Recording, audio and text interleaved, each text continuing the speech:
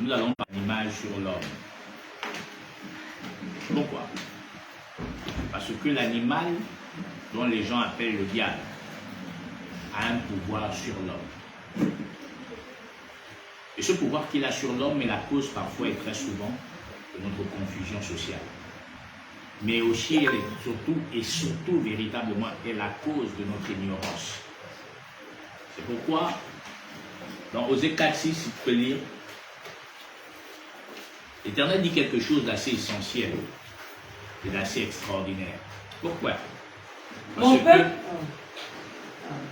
Parce que l'ignorance fait de nous des sujets à esclavage sur le plan spirituel, sur le plan émotif, sur le plan émotionnel, même sur le plan sentimental.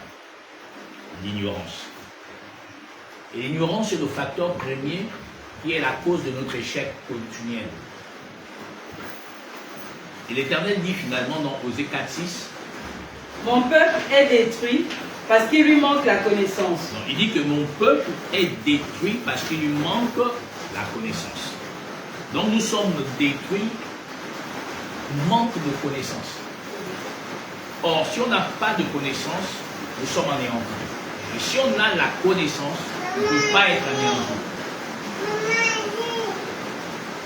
Or, la cause première de notre faiblesse spirituelle, c'est le manque de connaissance.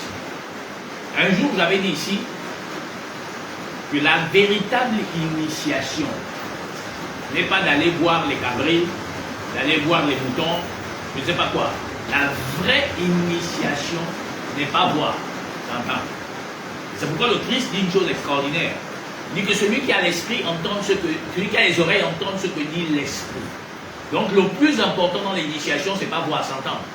Parce que c'est en entendant, c'est en écoutant, c'est en comprenant que l'on agit mieux. Mais sans écouter, on ne peut pas agir.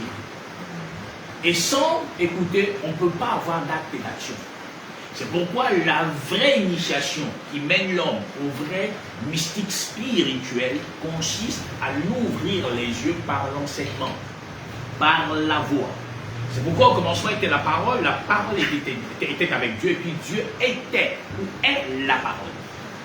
C'est la parole donc qui édifie l'homme, et c'est la parole qui structure l'homme, c'est la parole qui canalise l'homme, c'est la parole qui oriente l'homme. C'est pourquoi ce qu'il dit, sa parole est une lampe à nos pieds, une lumière sur notre sentier. Ça veut dire que la lumière c'est l'enseignement, la lumière c'est l'instruction. C'est pourquoi dans 1 Corinthiens chapitre 14, dans sa portion 6, l'Écriture dit, mais à quoi vous servirait si je venais à vous parler en langue, et que je ne vous parlais pas en prophétie, en connaissance, en révélation et en doctrine? Ça veut dire quoi? Ça veut dire que donc en vérité, s'il n'y a pas de pédagogie, il n'y a pas d'homme éveillé. S'il n'y a pas d'orientation, il n'y a pas d'homme cultivé. C'est pourquoi dans la vie humaine, nous avançons par l'éducation que nous donnent nos parents et la formation que l'on reçoit de l'école. Dans les deux cas, c'est toujours des pédagogies, c'est toujours de l'enseignement. Et le troisième cas, grâce aussi, ou parfois, en mal, l'entourage aussi peut influencer, peut impacter sur notre existence de chaque jour. Comme dit, les mauvaises compagnies corrompent les bonnes mœurs. Donc vous voyez que tout se résume et tout se centre toujours au travers quoi? Le langage, au travers la parole, au travers la pédagogie qui est transmise. C'est ça la réalité. C'est pourquoi la plus grande arme qui existe, je l'ai dit ici, c'est la parole. Il n'y a rien qui se fait, qui se conçoit sans la parole. La parole, c'est la plus grande arme. La parole est la clé qui décante toute position, toute situation. Pour que l'on te fétiche, pour que l'on t'attaque, il faut qu'on parle. Si on ne parle pas, on ne peut pas. Quand même bien on amènera une image de toi. Quand même bien on amènera je ne sais quoi. Quand même bien on amènera ton nom. Mais il faut que celui qui apporte l'image, il faut que celui qui reçoit l'image, il faut que celui qui amène ton image puisse s'exprimer. Sans ça, il n'y a pas d'effet sur toi. C'est pourquoi il nous est utile et essentiel d'être porté par la parole. Et tout à l'heure, je discutais avec la sœur Prisca, le frère Yann. Et je faisais remarquer deux choses. Que nous sommes devenus des esclaves, pas parce que Dieu l'a voulu, mais parce que nos cœurs ont choisi. Et je disais à la sœur tout à l'heure que parfois les gens n'ont rien dans leur vie. Mais leur cœur est la cause de leur blocage. C'est pourquoi l'Écriture dit de préserver nos cœurs plus que toute chose. Et malheureusement, nous ne comprenons pas cette évidence. L'Écriture va même encore plus loin. Que le sujet même, la menterie ne soit pas notre sujet. La cupidité ne soit même pas citée ou nommée parmi nous. C'est-à-dire que l'on n'écoute pas ou on n'entend pas sortant de notre bouche des paroles déshonnêtes, malveillantes et bien d'autres. Mais pourquoi alors nous aussi, nous devons aussi nous discipliner dans cette lecture? Mais malheureusement, beaucoup de gens qui se disent en griffe chrétiens ne vivent pas dans cette discipline. Pourquoi? Mais parce que la parole est la chose la plus importante. Parce que on peut mettre nos mains, nos bras ailleurs, mais si notre parole est souillée, nous ne pouvons plus édifier, nous ne pouvons plus sauver, nous ne pouvons plus amener des hommes à l'évidence. Et on faisait remarquer deux choses ici, c'est que trouver le vrai, c'est rare. Très rare. Pourquoi? Parce que le don ne se monnaie pas. Non. On a reçu gratuitement, nous devons le disposer gratuitement. Malheureusement, aujourd'hui, le don se monnaie est devenu quelque chose où des gens veulent en profiter. Mais si c'est Dieu qui nous a transmis un don, ne nous donnera-t-il pas? Ne nous donnera-t-il pas ce qui est convenable, autant marqué, autant voulu, autant souhaité? Le problème, c'est que l'homme marche quotidiennement avec un manque du fruit qu'on appelle, ou une tranche qu'on appelle la patience. Et comme la vertu qu'on appelle la patience ne réside plus dans l'homme, qui pourtant entre griffes se dispose et se discipline en disant qu'il est un chrétien. Mais pourquoi alors la patience, qui est une tranche du fruit de l'esprit, ne réside pas et ne demeure pas encore? Plus que nous cherchons des feux d'épines, c'est-à-dire quelque chose qui se manifeste rapidement. Alors que nous avons oublié que la parole de Dieu agit, si on peut emprunter cette expression, agit comme de la magie, mais ce n'est pas la magie. Ça veut dire que ça agit en son temps, à sa volonté et à son souhait et à son désir, selon la coordination de sa volonté éternelle. Nous ne pouvons pas embrigader Dieu dans nos souhaits, mais Dieu nous dispose dans sa volonté. Il nous dispose dans sa volonté. Ce qui fait que nous cherchons tellement, nous n'avons point. Désirons tellement, nous ne possédons pas. Nous convoitons tellement, nous n'arrivons pas à obtenir. Pourquoi?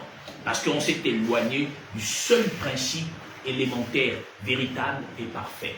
L'attache à la personne du divin éternel, sans douter, sans murmure, pour parvenir à l'évidence de la promesse de la vie et de la gloire éternelle. Secondement, pourquoi sommes-nous ici? Pourquoi nous sommes assemblés aujourd'hui? Ésaïe 53 dit.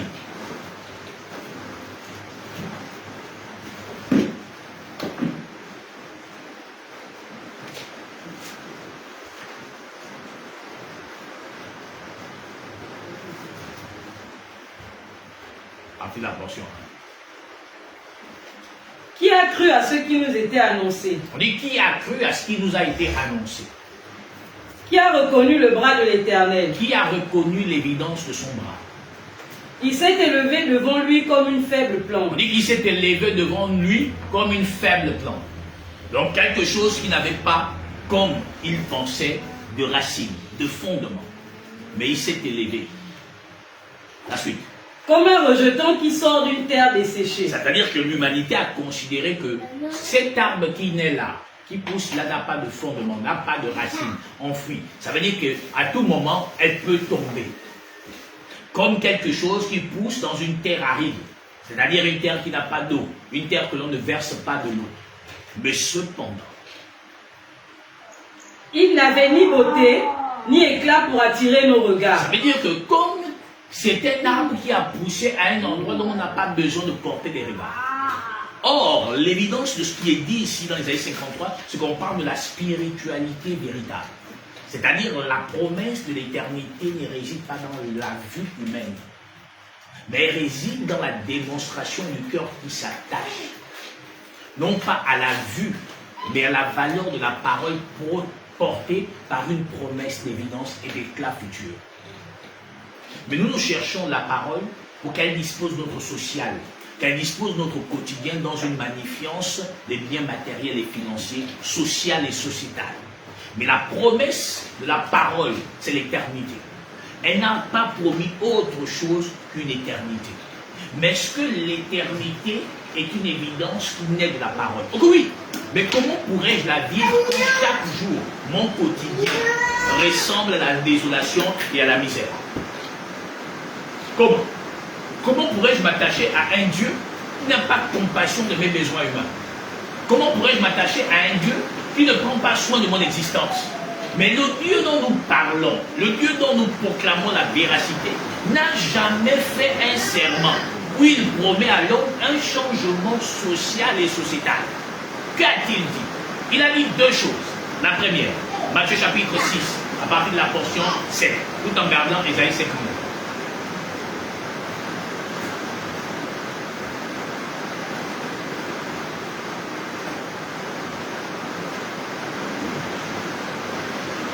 Lorsque vous priez, ne soyez pas comme les hypocrites.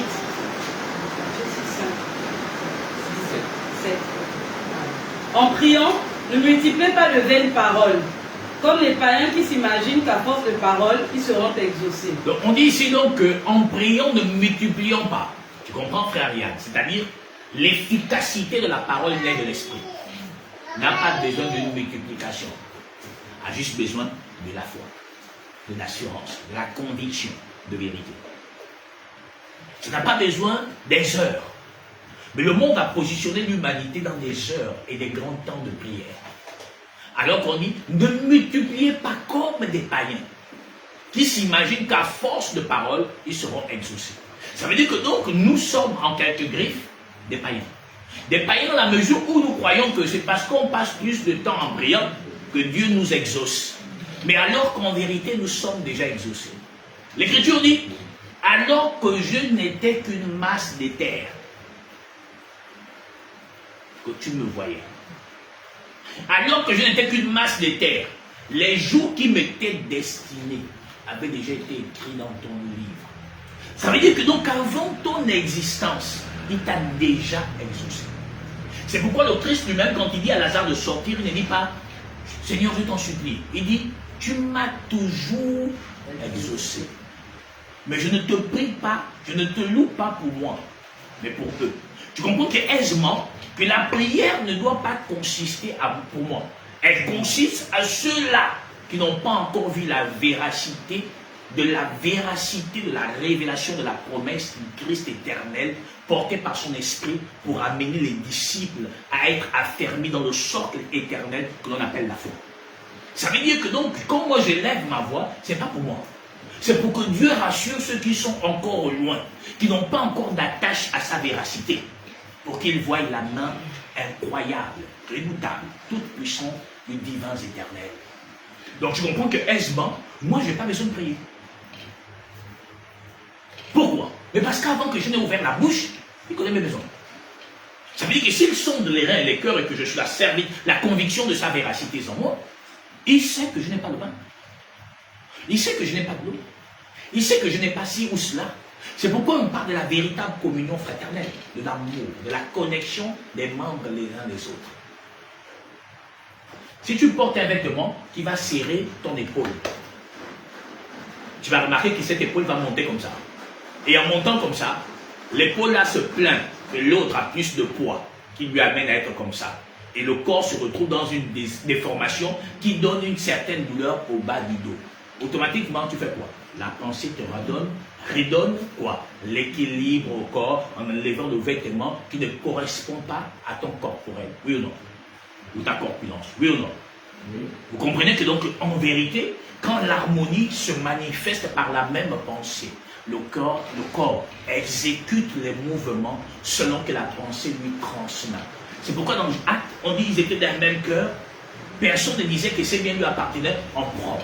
Ils avaient tout en commun. De même, tous les membres de ton corps qui composent ton corps est en accord permanent avec la pensée qui conduit chaque action de ton corps. De même, le corps du Christ éternel est positionné de manière à ce que la pensée conduise chaque membre du corps. Or, la vérité, c'est que l'amour de Dieu qui est répandu dans nos cœurs par son esprit a été et n'a point répandu en nous, ou du moins est déconnecté de l'évidence de cette promesse éternelle. Ce qui fait que nous nous retrouvons dans une nature qui ne correspond pas à l'amour de Dieu qui est censé être répandu dans nos cœurs pour nous porter à la véracité de la promesse éternelle. Ce qui fait que nous sommes encore en continu dans le tâtonnement. Et la véracité de la pédagogie qui est censée nous paître ne se révèle pas en nous. Et c'est ce qui fait que nous sommes en permanence dans l'échec continuel. Pourquoi? Parce que la circoncision du cœur n'est pas parvenue à notre existence. Attention ce moment.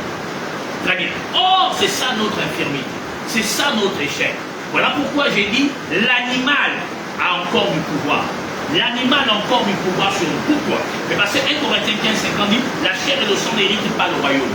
Pourquoi? Mais parce que la sémence du serpent a été mise là, c'est qui a été tiré de la terre. La terre a engendré un homme, le premier Adam. De cet homme, un second est né, la femme. La sémence du serpent a été mise à l'intérieur de ce qui était tiré de la terre. Mais pour que le serpent n'influence rien ou en rien celui-là, il est déjà influencé. Maintenant, Dieu a disposé la véritable naissance, auquel ni la chair, ni l'émotion, ni le désir, ni la volonté humaine ne peut faire naître cela. Ce qui veut dire que ce qui est né de Dieu triomphe de l'humanité. Mais le triomphe de ce qui est né de Dieu, c'est la stabilité de sa foi. Parce que c'est la foi qui te fait triompher du monde. C'est-à-dire la conviction de la véracité de l'existence de Dieu de par sa droite triomphante et son oreille qui ne point Dieu pour pouvoir entendre. Et dans cette confiance véritable, tu sais que ton Dieu agira au temps marqué, au temps voulu. Pourquoi? Mais parce que selon Lamentation 3, c'est lui qui est l'auteur de tout ce qui peut arriver. Car qui dira qu'une chose arrive sans que l'Éternel ne l'ait ordonné? C'est-à-dire ici, quand je parle de ce qui va t'arriver, c'est-à-dire que s'il ne permet pas, la chose ne se produit pas. Mais attention, Dieu nous dit selon les penchants de nos cœurs. Ça veut dire que c'est notre cœur qui va disposer ce que Dieu va disposer en confusion. Parce que beaucoup de gens pensent que l'intelligence humaine est un accord avec l'esprit. Non, monsieur, non, madame. Nos désirs, nos pulsions nous amènent à des actes contraires à la magnificence de la promesse. Et comme Dieu est bon, et comme il est miséricorde, malgré nos actes et nos actions, il trouve toujours un moyen de nous disposer dans ce qui est convenable. Mais ça, c'est humain. Mais alors, qu'est-ce qui est essentiel? Je vous disais tout à l'heure, vous deux, que l'homme est ignorant à un point où il oublie qu'il a, l'Éternel a dit, il y a eu un soir, il y a eu un matin. C'est fait le premier jour. Ça veut dire que la journée où le jour commence le soir. Mais dans cette période d'obscurité de la nuit, c'est-à-dire c'est le monde des causes. Et la journée, c'est le monde des effets. Mais quand tu n'as pas de spiritualité assis ou assis à l'ombre de Tout-Puissant, ou assis ou ancré dans le divin éternel, mais alors ça qui fait que dans le monde des causes, tu deviens un sujet. Un sujet soit de confusion, un sujet soit de lamentation quotidienne, et le jour venant, tu vis simplement les conséquences de tout ce qu'on a déjà fait dans la vie te concernant. Or, l'évangile est venu pour nous faire avoir la capacité d'être maître dans la nuit et d'être maître dans le jour. Afin que l'impact causé dans le monde des causes n'a plus d'influence sur le monde des effets. C'est pourquoi l'Écriture dit, prospère comme prospère l'état de ton âme. Mais dans le monde des causes, si tu n'as pas de prospérité spirituelle, tu deviens un sujet. Inutile? Non. Un sujet de ballonnement, c'est-à-dire où on balle de ping-pong, qu'on envoie à gauche et à droite. Ce que l'humain oublie, c'est que l'homme de la nuit, Moulos, il travaille la nuit. Et en travaillant la nuit, il prépare déjà tout ce qui doit arriver dans le jour de concernant. Et donc, comme tu n'as pas de spiritualité, tu n'as pas de socle, tu n'as pas d'assise éternelle, alors tu deviens un esclave. Et quand tu deviens un esclave, le matin t'es levant, tu vas avoir un AVC. Le matin t'es levant, tu vas tomber dans les pommes. Le matin t'es levant, tous les problèmes dont tu ne pouvais ni penser ni imaginer vont anéantir tout ce que tu avais comme projet. Ta mère, ton frère, ton fils, les gens qui tu as attachés, l'argent que tu avais mis de côté avait s'évaporé. À la fin, tu n'as jamais rien. À la fin, il n'y a rien qui t'arrive. Pourquoi? Mais parce que dans le monde des causes, quelque chose comme un pagne t'a été mis. Dans le monde des causes, comme un fantôme t'a été mis. Je disais à une collègue que vous n'avez pas de connaissance spirituelle. Et c'est pourquoi vous êtes des esclaves des religieux. Et vous êtes des religieux. Comment ça? Je dis que pour chasser un serpent qui quelqu'un a, il faut que toi tu as ton serpent. Alors c'est impossible. Je dis ok. Mais je dis donc la parole là que vous regardez tous les jours ne vous enseigne pas. Parce que si tu avais l'esprit, tu devais comprendre. Comment ça? J'ai dit, pour que tu chasses quelqu'un qui est un serpent, il faut que tu aies ton serpent. Mais c'est impossible. Je dis, ah ok. Je dis, Dieu envoie Moïse. Dieu en envoyant Moïse, Moïse n'a pas encore rencontré Pharaon à nouveau.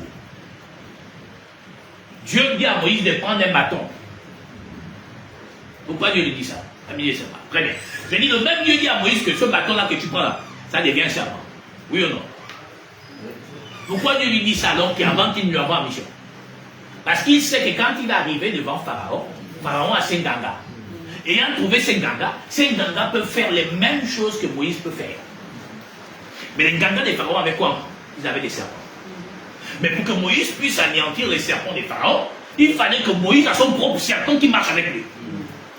Oui ou non? Mais je lui dis, mais donc regarde, c'est l'ignorance qui vous aveugle. Et quand Moïse se rend, alors il arrive, il pose son bâton, sa canne, ça devient un serpent. Les gangas aussi posent leur canne, ça devient des serpents. Et je dis, tu vas remarquer deux choses, c'est quoi? C'est que le serpent de Moïse va avaler tous les serpents. Et il va rester quoi? Un seul serpent.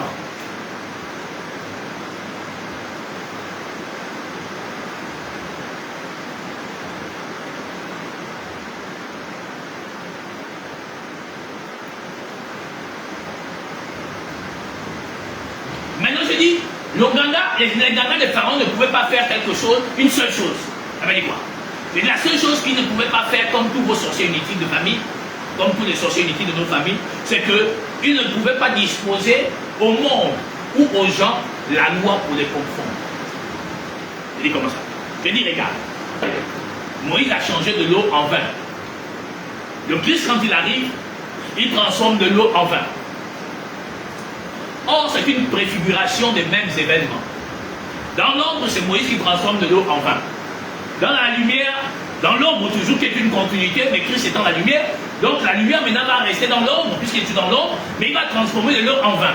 Je dis, ce que Moïse a fait à Jadis, c'est ce que le Christ va venir reproduire. Sauf que regarde, le problème c'est que quand Moïse arrive, il remarque qu'en faisant sortir son serpent, les autres aussi ont sorti un serpent. En faisant telle chose, les autres aussi ont fait telle chose. À la lumière de cela, il faut faire donc quelque chose qui va tous les mettre KO. N'est-ce pas? On va les lancer les fléaux, etc., la lèpre et toutes ces choses. Mais Moïse, Dieu va lui dire maintenant, prends la poussière, jette-la en l'air et souffle. Ça va aller dans toute l'Égypte, et puis tout le monde là va tomber malade. Une épidémie. Mais après, il va dire que non, il faut que les eaux là frappent, et puis fais ceci, fais cela.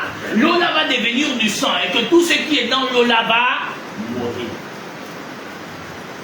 Or, pour condamner l'eau moule aussi, il faut une eau. Dans l'homme, c'était œil pour œil, dent pour dent. Et le Christ nous dit encore que la malédiction sans cause n'a pas d'effet. Mais pour qu'elle ait des effets, il faudrait qu'il y ait une cause. Mais le même Christ nous dit que la loi n'a rien amené à la perfection. Mais le même Christ nous dit, tu ne tueras point. Or, pour que le sorcier soit confondu, il faudrait qu'il y ait une loi qui le condamne. Or, pour qu'il soit condamné, il faudrait qu'il voie les eaux de la loi. Parce que la loi, elle sort de la bouche, la parole. La loi, c'est la parole. Alors, il fallait que donc Dieu établisse la loi. Tu ne tueras point. Or, remarquez, c'est que l'animal est conscient que ce dont on lui parle est spirituel. Et que si c'est spirituel, il est confondu parce que la loi est spirituelle. C'est ce que nous dit Romains 7. Je suis charnel, mais la loi est spirituelle. Ça veut dire que donc Dieu, quand il parle, il ne s'adresse pas aux inutiles, aux sorciers inutiles de nos familles. On arrivera à leur cas. Mais il s'adresse à l'animal principal. Celui qui amène l'homme à la désobéissance. Par quel acte? Pas par l'acte du fait qu'il a un bâton pour vous poursuivre, mais par l'acte de séduction. Parce que le diable, c'est un charmeur. Ce que le monde appelle le diable, c'est un charmeur. C'est un manipulateur des consciences par la langue, par le langage. Ce n'est pas quelqu'un qui vous poursuit quand vous dormez. Ce que vous poursuivez quand vous dormez, ce n'est pas le diable. Écoutez-moi bien. Ce n'est pas lui. Le diable est un charmeur, c'est un séducteur. Parce qu'il a besoin d'avoir la femme de Dieu pour pouvoir s'aimer en elle. Il a s'aimé dans la première qui était tirée de la terre. Il a réalisé que mais ça c'est du terrestre. Il cherche la céleste. Or la céleste s'est présentée au monde dans sa nature spirituelle qui est la parole. Donc il veut suyer la parole pure. Mais il n'a pas accès à cette parole. Donc vous comprenez que la bataille est spirituelle et non charnelle. et non charnel. Et alors, donc, Dieu va dire, tu ne tueras point. Mais les gardiens du Pharaon sont habités par un esprit. Parce que l'homme, c'est l'esprit qui le conduit. La pensée. C'est pourquoi Éphésiens dit, n'a pas lutté contre la chair et le sang, mais contre les esprits répandus dans les lieux célestes. Ça veut dire que les hommes qui sont répandus, ou les entités répandues dans les lieux célestes, influencent les hommes à agir contrairement à la nature du divin. Ce sont eux le problème. Maintenant, regarde. Pharaon est conscient qu'il est devant quelqu'un qui sert lui en esprit en vérité. Il est conscient. Maintenant, l'homme de la nuit, donc l'animal, il sait que tout ce que Dieu a établi, c'est contre lui. Il sait ça. Alors il va changer de stratégie. Oui, monsieur. Pourquoi? Parce que la promesse de Dieu ne réside pas dans l'homme blanc. Je veux dire, ça va choquer peut-être les blancs. Ça ne doit pas vous choquer. Il faut que vous compreniez bien. Pour que vous soyez sauvés demain. L'homme de la nuit, donc l'animal, il est conscient que la promesse de Dieu n'est jamais venue de l'Occident. Il est conscient que la promesse de Dieu n'est jamais venue du Moyen-Orient, comme l'Angleterre, la mère maçonnique, veut bien faire croire à la terre entière avec ses enfants. La promesse de Dieu, elle vient de l'Afrique. Pas si on se comprend. Très bien. Donc la promesse de Dieu vient de l'Afrique. Mais je ne peux pas atteindre ce peuple-là sur le plan spirituel, puisqu'ils sont déjà nés spirituels. Avant que tu ne sois dans le sein de ta mère, je te connaissais. Avant que tu ne naisses, je t'avais déjà consacré. Ça veut dire que donc l'homme noir, Bantou, est déjà spirituel quand il est. Mais comment donc le déconnecter de son identité? Parce qu'on se comprend. La loi, là-bas on a donné la loi. Ça a tué tous les poissons. Tu ne commettras pas si, tu ne tueras point. Ça c'est le plan humain d'abord. Avant qu'elle devienne, elle rentre dans sa nature spirituelle. Maintenant, le gars, il a compris deux choses. Il a compris que le peuple élu se trouve en Afrique. Pas dans toute l'Afrique. Dans une région bien précise de l'Afrique. Ayant compris ça, comment je peux donc leur atteindre? Il sait déjà que spirituellement, il ne peut pas l'atteindre. Non. Alors, il doit trouver un moyen. Alors, qu'est-ce qu'il a fait? Il a fait donc une chose très ingénieuse. Je peux même l'acclamer ce matin. Alors, je vais aller disposer dans ce peuple-là la religion. En disposant la religion, elle va se déconnecter de sa spiritualité. Parce que le peuple bantou adorait déjà Dieu qui est l'image du soleil. Donc il connaissait une âme. Alors il est venu avec la religion. En apportant la religion, qu'est-ce qu'il va faire? Il te déconnecte de ta spiritualité. Il t'impose un sauveur appelé Jésus.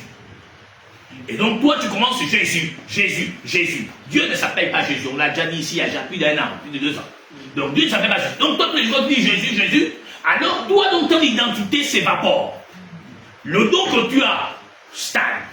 L'évolution de ce don ne paraît plus. Alors tu te racines dans une autre culture. C'est pourquoi il a dit l'autre jour que la langue est une culture. La langue que nous parlons aujourd'hui, on s'entend là, c'est grâce à la langue française. C'est une culture. Mais ce n'est pas notre identité en tant que bantou. Elle vient du maître colon qui nous a colonisés. Alors, quand il dispose la religion, il a compris deux choses. C'est quoi? Quand il arrive dans le sud du Gabon et dans le Gabon entier, il remarque deux choses. La première chose qu'il remarque, c'est qu'il remarque un peuple appelé Bantou. Parce qu'on se comprend. Quand il remarque que ce peuple Bantou a une culture. Oui, monsieur. A une coutume. Oui, monsieur. Ou a des coutumes. Parce qu'on se comprend. Très bien. Ayant donc découvert qu'ils ont des coutumes, ayant découvert qu'ils ont une culture, comment alors nous favoriser l'accès à leur identité pour qu'ils ne nous voient pas comme le méchant? Il faut donc diluer leur culture, il faut diluer leur identité pour qu'ils s'accommodent à la nôtre et que nous puissions les dominer sur le plan intellectuel, savoir, connaissance. Mais tout en volant leur connaissance et aller faire l'innovation chez nous et venant leur dire que nous sommes les grands inventeurs. Pas sûr, on se comprend toujours. On se comprend ça maintenant? Très bien. Alors, c'est ce qui s'est passé. Regardez bien, écoutez-moi bien. Écoutez-moi bien. Quand ils sont arrivés, ils ont trouvé ce que nous appelons Ganga. Ganga veut dire guérisseur. Mais s'il y avait déjà un Ganga, c'est qu'il y avait déjà un problème. Bien. S'il y a un médecin dans une ville, c'est qu'il y a des malades. Mais des malades dus à quoi? C'est qu'il y a des causes, il y a des choses qui amènent les gens à être malades. Ça veut dire que déjà, donc, dans notre spiritualité, il y avait déjà donc des animaux qui existaient. Des animaux qui de nuit venaient mordre les enfants. Parce que le Ganga, avant sa mission, c'était de préserver le village contre Moulos. Donc Moulos existe. Là, ça se comprend.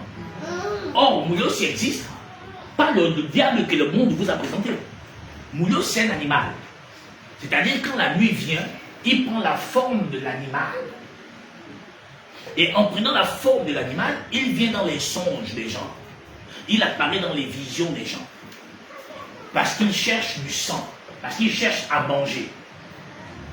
Donc le guérisseur, le Ganga, étant assis, avait donc la capacité d'anéantir ce qu'il faisait dans la nuit, d'anéantir ce qu'il faisait dans le jour, s'il pouvait le faire, et de préserver, de protéger nos villages. Comme autrefois, on prend les boîtes vides, les conserves vides, on attache ça sur des longues ficelles. Quand l'éléphant arrive, l'éléphant fuit. On fait ça au village. Si vous ne savez pas, je vous informe, on doit faire fuir l'éléphant. Oui, madame, on prend beaucoup de boîtes comme ça, on aligne ça comme ça là, comme un mur. Quand l'éléphant vient là, quand il cogne, ça nous fait fuir. Voilà. Et c'est comme ça qu'on mettait des garde-fous. Pour protéger, pour préserver les villages, les plantations contre les éléphants. Bon, bien qu'aujourd'hui, il y a des gens qui se transforment dans l'éléphant, ils traversent ça, ils bougent ton champ, parce qu'il y a des maudits aussi qui se transforment en éléphant. Très bien. Je ne sais pas si on se comprend. Très bien. Donc quand ils arrivent, ils trouvent cette culture, ils trouvent notre identité. Laquelle? Regardez, qui est déjà allé dans un temple initiatique?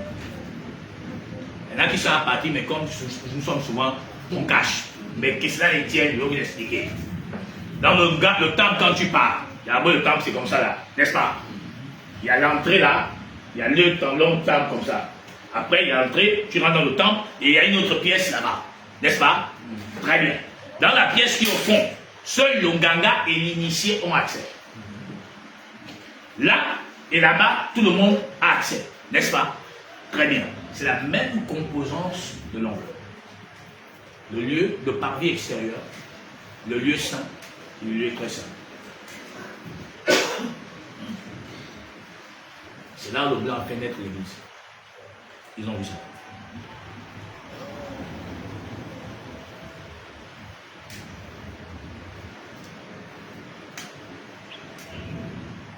C'est là est née l'église des blancs. Je ne parle pas de l'église du monde, de Dieu, l'église des blancs. Mais remarquez que cette composance est tirée des blancs, est tirée de la terre. Ce n'est pas Dieu. Il a permis. Pourquoi il a permis? Parce que l'homme voulait avoir les yeux ouverts. Mais sur ce moment. Or, ce qui va ouvrir l'homme les yeux, c'est donc je vous ai expliqué la dernière fois, c'est le multiterrestre, qui permet à l'homme d'aller dans le monde des morts. Donc les yeux s'ouvrent pour aller voir. Or, en allant dans le monde des morts, on t'apprend deux choses. Comment tuer, comment ne pas tuer. Parce que c'est ça le but de l'initiation. Avoir la science qui te permet de sauver, la science de tuer quelqu'un. La connaissance du bien et du mal. C'est là où c'est bien.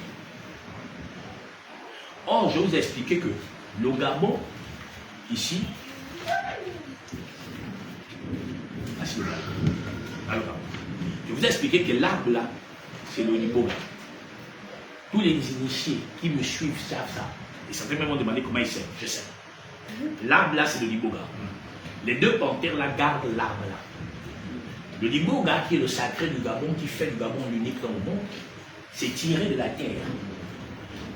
Or, le serpent, sa mission, c'était d'amener donc l'homme et la femme et l'homme de manger cet arbre et d'aller dans le monde des morts. Or, dans le monde des morts, là où ils sont allés, il n'y avait aucun humain là-bas. Puisque l'Écriture dans Genèse, au commencement, la terre était informe et vide. Les ténèbres couvraient l'abîme et l'Esprit de Dieu se mouvait au-dessus des eaux. Ça veut dire que donc, le but de ce type, c'était que l'homme aille dans l'abîme, rencontrer des entités déchues et qui se mettent en contact. Et c'est ce qui s'est passé. Et c'est pourquoi quand leurs yeux maintenant s'ouvrent, Dieu réalise que ces gens ont pris contact avec des entités dont sa nature ne reconnaît plus. Mais comment elle a accès de ça? Par le séducteur, donc la parole, qui a séduit Ève. Et c'est ce que nous dit Genèse 1er, 3. Lis-nous Genèse.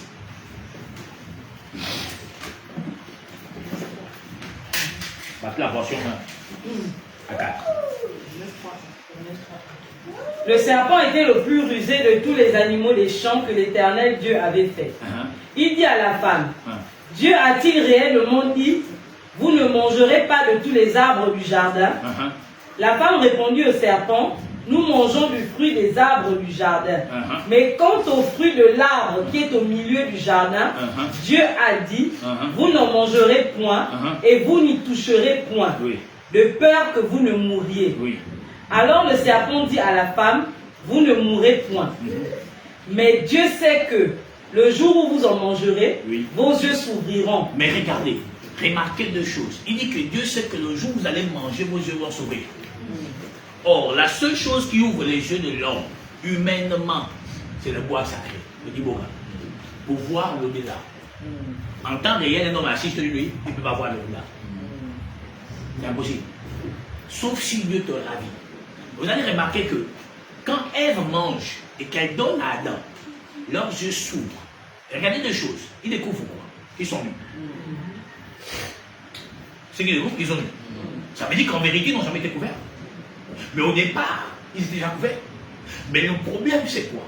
L'impatience, la convoitise, le désir d'apprendre et de savoir t'expose à la confusion. Pourquoi? En désirant savoir, ils se trouvent confus. Pourquoi? Mais parce que ce n'était pas la volonté de Dieu qu'ils aient accès à l'arbre de la connaissance du bien et du mal. Que les uns appelleront le Niboga, que les autres nous appelons la loi. Pourquoi? Parce que la loi a deux rôles. Soit elle justifie, soit elle condamne. C'est les deux choses. En respectant la loi, il n'y a pas de condamnation pour toi. En transgressant, il y a confusion dans ton existence. Mais ramenons cette loi à l'identité humaine. Ramenons cette loi à l'identité humaine. Dans l'homme, il y a deux raisonnements. Il y a le raisonnement de la conscience et il y a le raisonnement de la colère. Oui ou non? C'est les deux principes. Oui ou non? Ça veut dire que donc l'homme, déjà au préalable, représente quoi? Représente un arbre. L'homme humain représente un arbre sur le plan spirituel. Maintenant, étant devenu donc un arbre, écoutez-moi bien, étant devenu déjà un arbre, savez-vous que l'être humain en lui, il porte le serment?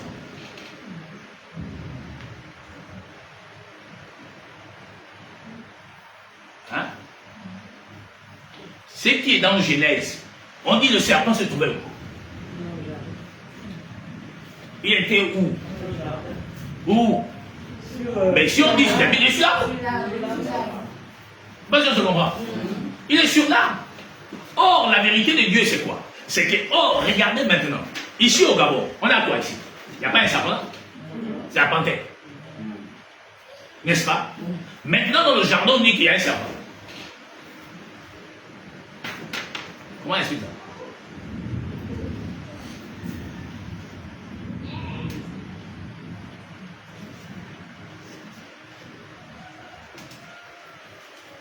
Dans Black Panther, c'est une panthère. Ici, c'est deux panthères. Maintenant, le serpent sort.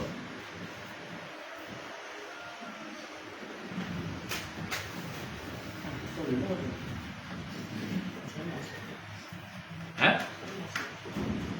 C'est ici dans le land. Voici de la panthère avec l'arbre. Dans Black Panther, qui est un hommage au Gabon, même s'il ne veut pas nous dire la vérité, c'est la panthère et son bois sacré. Maintenant, dans le jardin, il y a un serpent. N'est-ce pas? Très bien. Mais maintenant, on est là, nous tous assis. Comment le serpent n'a pas les hommes? Si c'est un serpent qui est là-bas.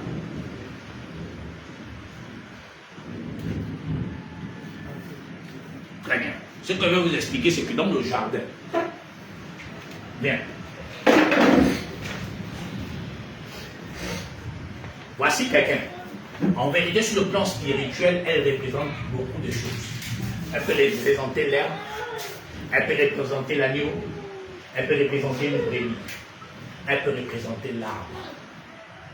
Or, regarde, si elle représente l'arbre, si elle représente l'arbre, il faut que derrière cet arbre, il y a donc un serpent pour séduire quelqu'un. Pour que la personne qui parle là soit attirée par la personne. Pas si on se comprend. Or, si on dit qu'il y a un serpent, c'est que le serpent n'est pas en dehors de l'arbre, il est dans l'arbre. Vous comprenez ce qu'il parle?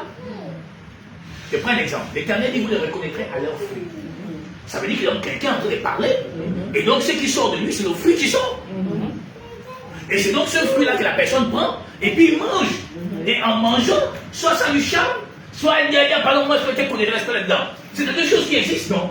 Ça veut dire que donc dans nos jardins, ça veut dire que s'il y avait donc le serpent, c'est que donc le serpent a été dans quelqu'un. Sinon, comment il s'exprime?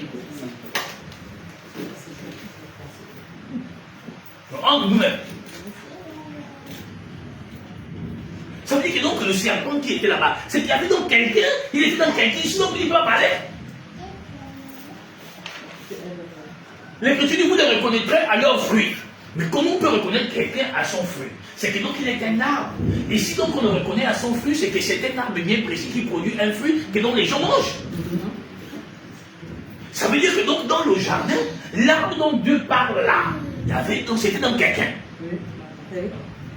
Dans elle-même, oui. Pas sûr, je comprends. Ça veut dire que c'était quelqu'un.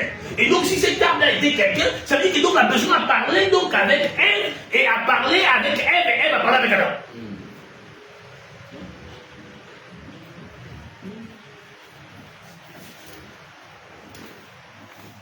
Alors, on pose la question. Ça veut dire qu'il y a quelque chose qui ne va pas.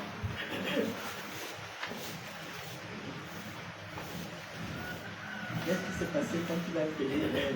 C'est la grande question. C'est-à-dire c'est la grande question. Sinon, comment on peut dire que vous le reconnaîtrez à leurs fruits? Ça veut dire que si on reconnaît quelqu'un à son fruit, c'est que quelqu'un s'exprime. Or, je vous ai dit que dans chaque être humain, il y a le serpent. Oui, monsieur. Il y a le serpent. Il y a le serpent.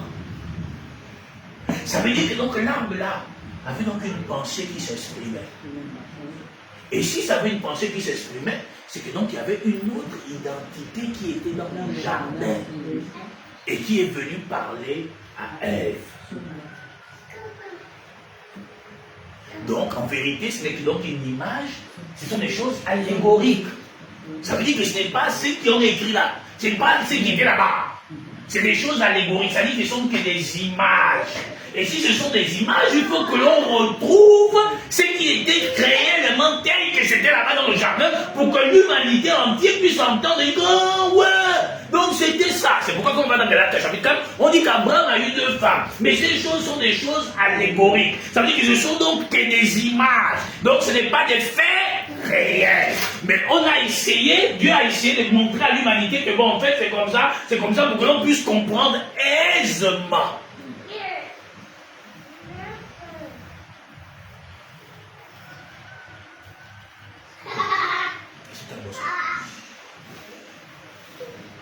C'est pas ça, je comprends. Donc, frère, qu'est-ce qui se passe là-bas?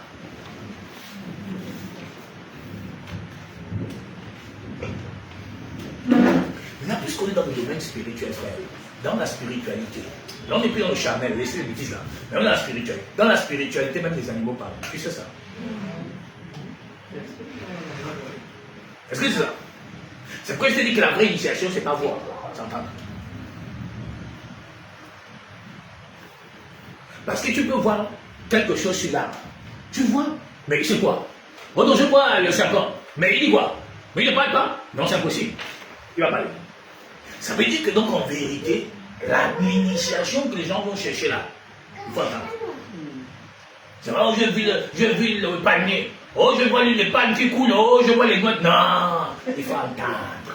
C'est quand tu entends que tu dis, oh oui, oui, ah oui, c'est ça, oui, c'est ça. C'est ça la vraie initiation.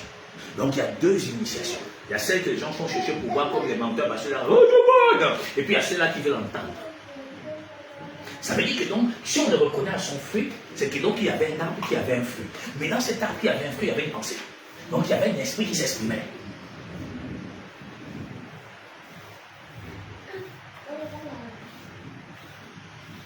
C'est bon? Mais si donc il y avait un esprit qui s'exprimait, et que si on va du principe que l'arbre là c'est le Niboga, donc qui s'exprimait dans le jardin en vérité?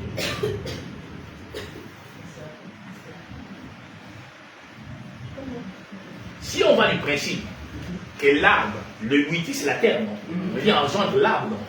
D'accord. Mais donc si l'arbre là, c'est la terre qui l'a engendré, on va du principe que c'est le Niboga. Très bien. Maintenant, si on va du principe que c'est le Niboga, maintenant qui était sur l'arbre là et puis qui parlait avec elle?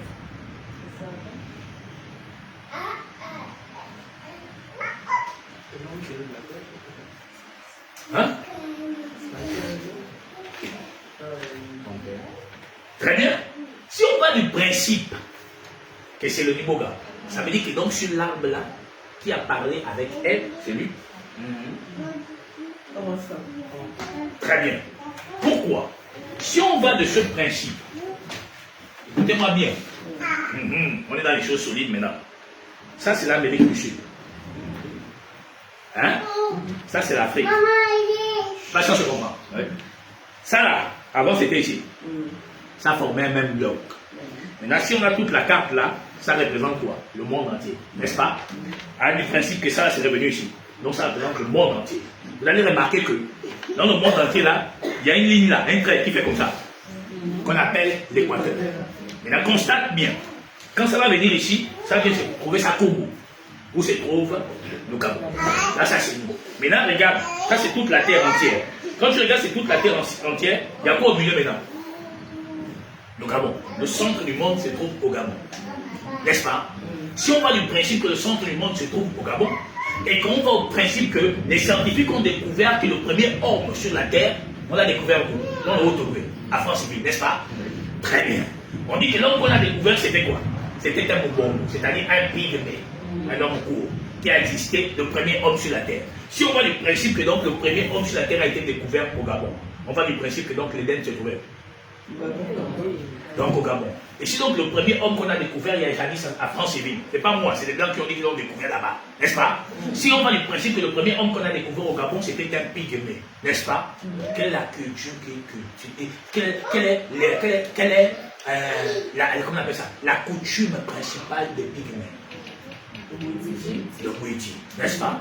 Si donc le Witi est la première culture des pygmées, ça veut dire que si l'Éden était au Gabon, donc l'arbre là s'est trouvé donc au Gabon. S'y trouve même. Ça veut dire que donc le totem qui est là, c'était donc lui qui était donc assis sur l'arbre. N'est-ce pas? Ça veut dire que si donc Ève va manger ce bois, cette écosse-là, ça veut dire que donc la première personne que Ève a rencontrée dans ce monde astral, c'était donc la montagne.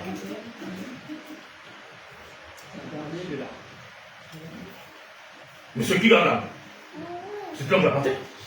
Maintenant, si c'est pour que la panthère puisse rentrer en communication avec elle, il fallait qu'il y ait une pensée qui s'exprime. N'est-ce pas?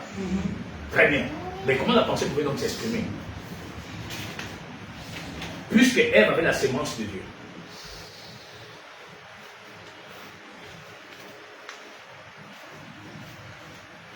Hein? Le problème, c'est parce que Dieu lui-même a dit que vous pouvez manger tout, mais ne mangez pas l'arbre qui est là-bas.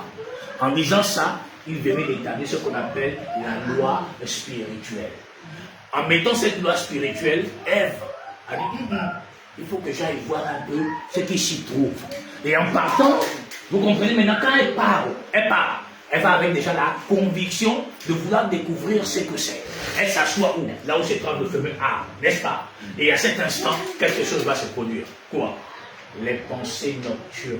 Et parfois, quand on est assis sur la terrasse, on commence à se projeter dans les pensées. Puisqu'il est dans le domaine spirituel, une entité qui est cachée derrière peut méditer sur toi et elle trouble tes pensées.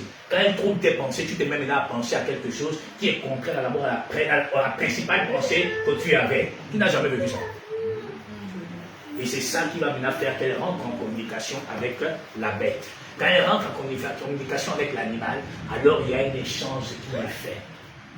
Et quand l'échange s'est fait, elle désire maintenant aller quand même toucher. Et quand elle touche, elle se retrouve tombée. Et quand elle est tombée, elle est dans un voyage. Quand elle fait ce voyage, elle réalise que quand elle revient, elle est nue. Non pas nue physiquement, mais elle est nue spirituellement. Pourquoi? Parce que l'initiation ne te revêtit pas spirituellement. Ça te fait découvrir la désolation que tu es devenu, que tu es.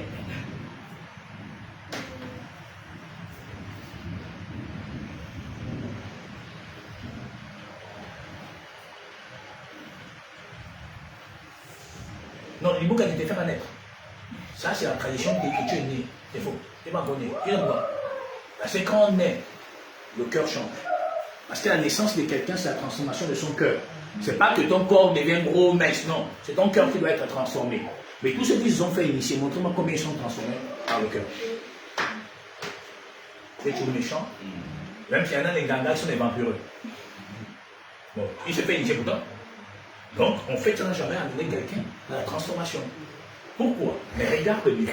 Tu vas constater deux choses, frère. Ça, c'est la croix. N'est-ce pas? Or, si tu es la croix, ça veut dire que nous sommes la croix.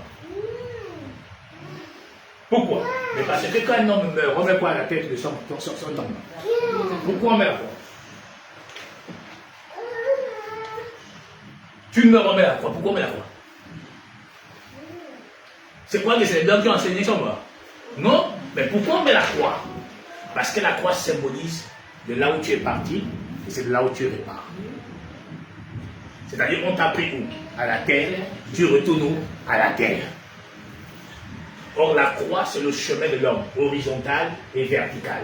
Les deux chemins qu'il doit choisir. Non, il ne choisit pas, parce qu'il sait que ça le représente. Maintenant, tu as remarqué deux choses. Je vais demander une photo ici. Où est la photo là? Tu as amené les images? Donne-moi ça.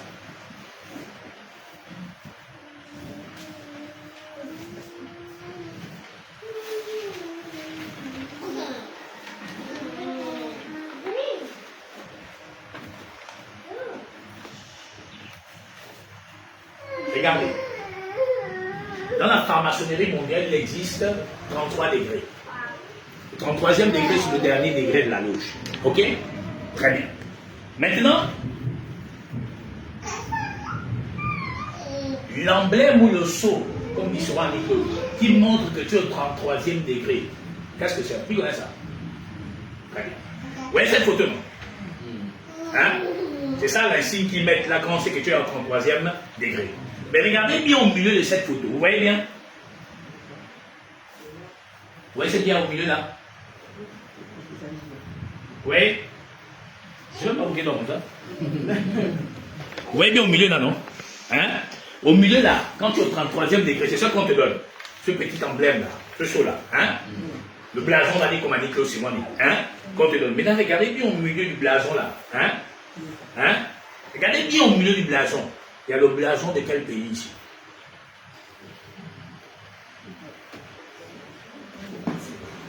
Le blason qui est là au milieu là, c'est deux ailes.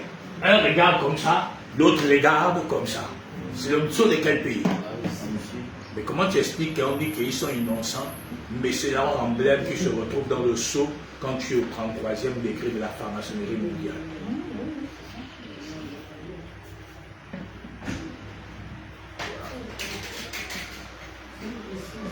Et quand tu fais 3 plus 3, ça te donne quoi? 6. 6, ça représente quoi? L'imperfection. L'homme terrestre tiré de la terre. Le 6e jour qu'on l'a créé. C'est pourquoi on parle de la marque de la bête. L'imperfection est déjà dans le monde. Or, l'imperfection qui est déjà dans le monde serait manifestée par quoi? Par l'intelligence artificielle. La guerre que fait les États-Unis contre la Chine. Pourquoi? Tout ce que vous voyez que les Daniel nous a dit, quand il va entendre ce qui se passe au Moyen-Orient, il va aller déposer ses tentes à gauche et à droite. Pourquoi? Parce que celui qui va maîtriser et dominer l'intelligence artificielle va dominer le monde entier. Or, la Chine, à elle seule, elle prend à elle seule toute la capacité possible du pétrole qui existe dans le monde parce qu'elle a besoin de ça pour son industrie. Or, Donald Trump, qui sont les Américains et la Russie en complicité, et selon la volonté du dessein éternel de notre Dieu, c'est quoi? C'est qu'il faut priver la Chine de son évolution. Pour priver la Chine de son évolution, il faudrait donc empêcher la Chine d'avoir le pétrole qu'elle veut. Le Venezuela, donner le pétrole comme presque rien à la Chine. On a fermé. Et le dernier, c'était l'Iran. Ils ont en train de les bombarder. Ils ont empêché d'avoir le pétrole. La Chine, quand ils ont su tout ce qui devait se passer, a pu faire des provisions pour 100 jours seulement. Et si cette guerre continue, ça va être compliqué pour la Chine dans 2 ou 3 mois. Et ceux qui se frottent les mains à l'heure actuelle, les États-Unis et la Russie. Or, les deux ailes représentent le passé et le présent.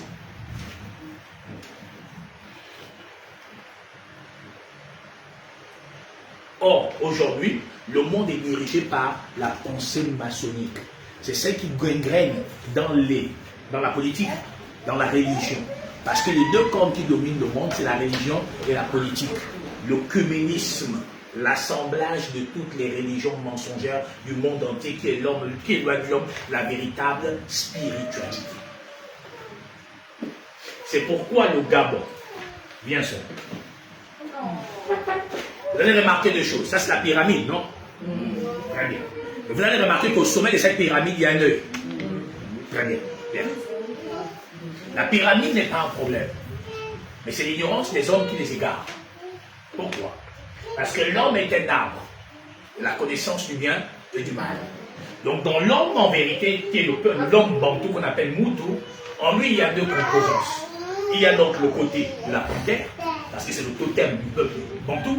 Et il y a l'autre côté humain, de la partie émotionnelle, sentimentale et toutes ces choses-là. C'est ce qui fait de l'homme africain, bantou, le spirituel identique. Maintenant, l'homme aussi représente une pierre. Et vous, comme des pierres vivantes, édifiez pour vous former une maison spirituelle. Dans Daniel chapitre 2, on dit qu'il y a une pierre qui s'est détachée sans le secours d'aucune main, qui a détruit la statuette. Et cette pierre-là est devenue quoi? Une grande montagne. La voici. La montagne est là. C'est ça qu'on a mis comme une pyramide. Et regardez au sommet de la pyramide, ça c'est quelque chose de là américain. Regardez au sommet de la pyramide, il y a ce qu'on appelle quoi? L'œil. Ce n'est pas les yeux là. L'œil là, c'est ce qui est là. Quand tu le positionnes, il est où? C'est là où se trouve l'œil spirituel de l'être humain. C'est là. C'est ça qu'on appelle, les gens appellent le troisième œil. Or, le troisième œil, c'est la lumière de l'homme avec lequel il naît. Quand votre cas, parce que dit qu'on a volé ton étoile, pas volé ça. Non, on a sombré ça. On met un pan ici pour que l'étoile là, la lumière là ne brille pas. C'est ce qu'on appelle le troisième œil. En spiritualité, tout homme né de Christ doit avoir cet œil qui le permet d'être l'aigle, qui lui permet de voir partout, même au-delà, le passé, le présent, le futur. Voilà pourquoi Dieu a dit qu'il est le même hier, aujourd'hui et éternellement. Donc Dieu est aussi un aigle. L'aigle qui voit au-delà. C'est pourquoi l'aigle ne fuit pas la tempête. Il monte en attitude pour dominer sur la tempête. C'est-à-dire un vrai spirituel n'a pas peur des problèmes. Il doit monter dans sa dimension pour dominer les problèmes. C'est pourquoi on dit ici, par l'esprit de Christ, vous faites mourir les actions du corps. Ici, quand on parle de l'esprit de Christ, on parle de la clanique, la peur, on appelle la prophétie, l'aigle. Tu montes en altitude pour dominer les émotions humaines, pour être dans ta véritable nature.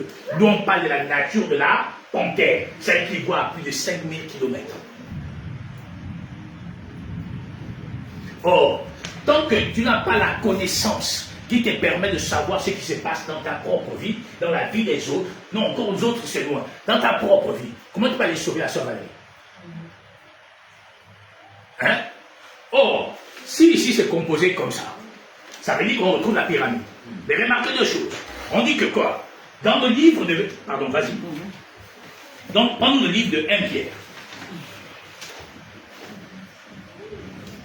2 Pierre 1, à partir de la portion 3 à 8.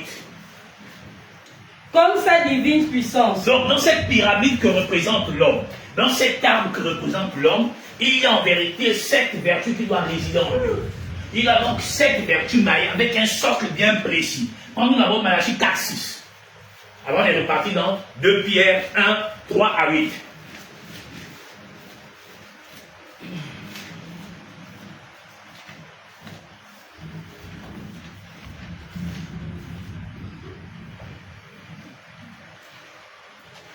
Malachie, c'est avant Matthieu.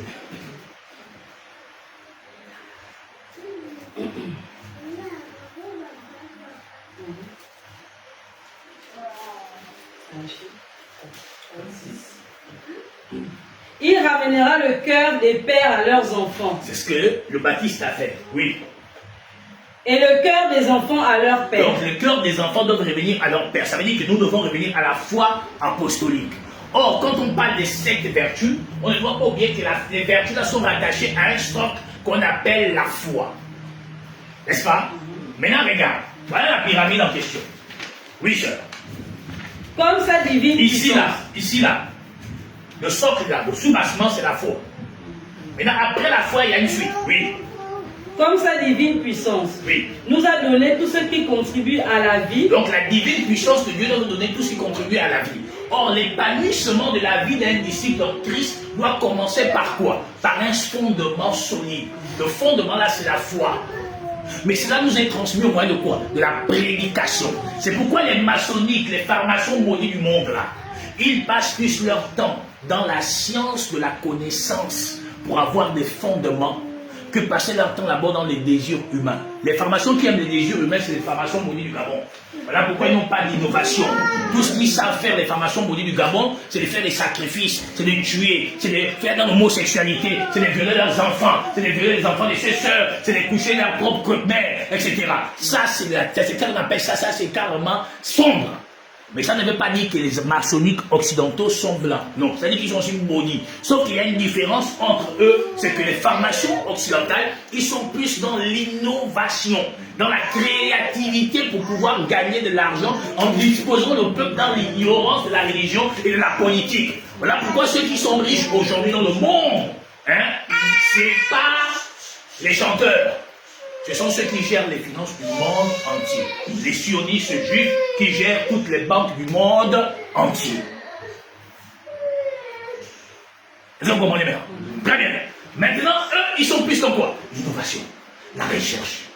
Donc souvent, ceux qui vont souvent, vous qui allez souvent faire ici, là, vous partez souvent vous faire ici parce que tu as le pied enflé, et bien il faut aussi savoir, exemple, que non, bon, comment on peut apprendre ça, comment je peux même créer la voiture et du futur. Non, doucement, oh, comme le pied, je marche dans ça là, d'accord, il faut que je découvre qui avait bloqué ça. Non, vous n'êtes pas des spirituels, vous êtes simplement des gens qui avaient eu faim, vous voulez venir arrêter la faim qu'il y a dans votre vie. C'est bien, mais ce n'est pas mieux. C'est pourquoi moi je médite tous les jours pour avoir cette connaissance qui peut sauver ma vie, mon âme, qui peut vous sauver vous tous. C'est pour que demain vous ne soyez plus ignorants et que vous soyez capable de dire non, monsieur, tu es dans l'erreur. Comment ça? Vous pouvez parler avec un bruitiste. Non, vous ne connaissez pas. Je dis, moi je suis ici, tu peux m'utiliser assez, on va parler. Quand il entendra ton langage, il saura que tu n'es pas ignorant. Il saura que tu es un véritable spirituel. C'est pourquoi Dieu nous aime, nous enseigne comme ça. C'est pourquoi même quand tu vas t'asseoir chez un gars, il ne peut pas te tromper. Parce que quand il te voit arriver, il sait que tu as des rudiments. Quand il parle, tu dis, mais oui, il est comme ça. Il sent que ses yeux sont ouverts. Pas les yeux là, croisières. C'est ça qui te permet de tout voir. C'est la lumière. Et les pharmaciens ont compris ça. Ils n'ont pas compris ça parce qu'ils sont allés voir le diable et puis le diable leur a dit non, c'est faux. Parmi les pharmaciens, il y a un jour un homme qui était appelé, mais qui a dit c'est bon. Et eux aussi, ils ont pris des connaissances à gauche et à droite. Et c'est avec ça qu'ils marchent. C'est pas qu'ils sont plus intelligents que toi, tu es mieux qu'eux. Sauf qu'ils sont arrivés à un endroit où tu n'es même pas encore arrivé. C'est qu'ils ont oublié un peu, un temps soit peu, avoir le bon pantalon de $1000 pour avoir et atteindre l'objectif recherché et désiré. Si tu prends un disciple chrétien, tu prends Elon Musk, tu as compris qu'il y a ces deux mondes différents. Mais pourtant, celui qui est censé être plus avancé, c'est le disciple. Mais Elon Musk est 1000 fois mieux que lui. Comment tu expliques ça? Elon Musk était presque sur le point de la faillite. Il a réfléchi, il a maigri. Il dormait même sur le canapé. Elon Musk est l'homme le plus riche du monde. Il dormait sur un canapé. Il a une intelligence, il dit, bon, je vais faire fusionner mes deux entreprises, et puis je vais voir si ça peut marcher. Ça a marché. Il a eu ce qu'on appelle la patience. Ce que nous n'avons pas. Au premier coup d'échec, c'est bon, moi je ne peux pas, c'est trop compliqué. Et pourtant, peut-être que Dieu veut t'éprouver pour voir si tu peux persévérer. Tant que tu vis, tu ne dois jamais abandonner ton souhait, tes rêves. Si on appelle ça ainsi comme ça. Parce que tu as un objectif à atteindre. Mais nous, on est toujours des gens, facilement on arrête tout. Et ce qui fait qu'on est continuellement dans l'échec. N'abandonnez pas ce que vous avez comme projet. Battez-vous pour arriver. Tant que Dieu te donne la vie, c'est possible. C'est évident.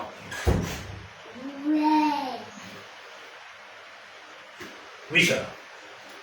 Comme sa divine puissance nous a donné... Voici donc la montagne. La pierre qui a permis que ça soit là. Oui.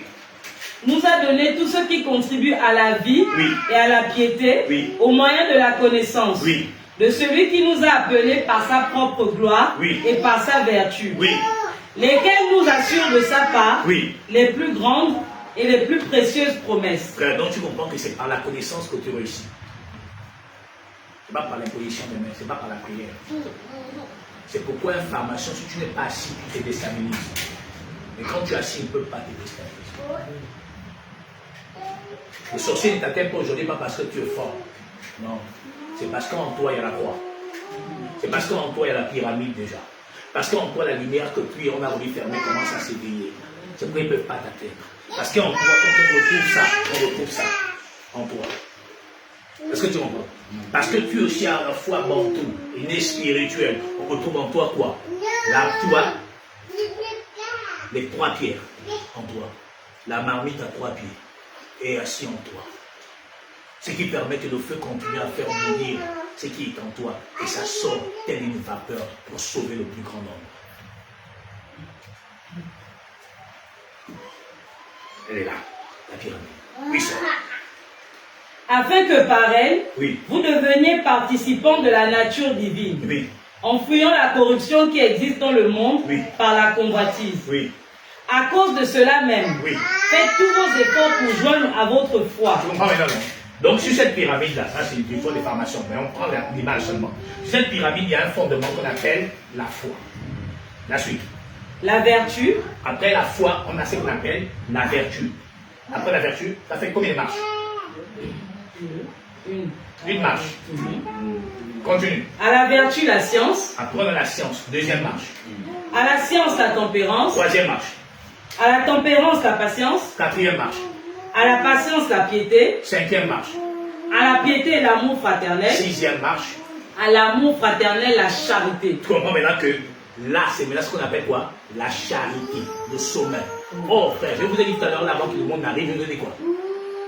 Que pour sauver quelqu'un, il faut avoir l'amour de quoi? Des humains. Si on n'a pas l'amour des humains, on ne peut sauver personne. C'est Dieu qui est l'amour des humains qui est venu nous étendre sa main. D'une manière ou d'une autre, partout où tu es passé, si tu as été sauvé, c'est que Dieu a étendu sa main par un humain. Or, ici donc, tu comprends que donc, la pyramide nous représente. Pas cette information qu'on fait aujourd'hui parce que ça empêche les chrétiens de comprendre. Donc la pyramide nous représente. Ici c'est le sommet, donc l'œil qui voit tout, la science, le lien de la perfection c'est la charité. Et la charité qui est au sommet ici c'est l'Esprit Saint, la pensée qui conduit tout le corps. Est-ce que tu comprends? Donc c'est cet œil-là, la pensée, qui organise tout, qui permet de voir et d'entendre, de recevoir. C'est là donc le sommet. Or nous devons devenir donc cette pyramide. Nous devons devenir la croix parfaite. Nous devons devenir cet arbre parfait qui va permettre que la pensée maintenant qui nous conduit, c'est la pensée de l'esprit. Donc la perfection maintenant doit se manifester en nous au moyen de la foi ayant ainsi en nous et les 7 autres vertus pour faire de nous quoi? Un chef-d'œuvre parfait. Or les pharmaciens ont fait ce chemin-là. Or pour eux quand tu arrives au 33e degré, c'est que tu es devenu un maître ou un super maître. Or, nous devons arriver au 7e degré pour devenir un chef-d'œuvre parfait. Pourquoi 7? Parce que 7, c'est quoi? La perfection.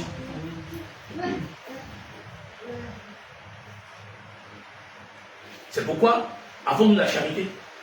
Avons-nous la foi? Avons-nous la patience? Avons-nous la vertu? Avons-nous la piété?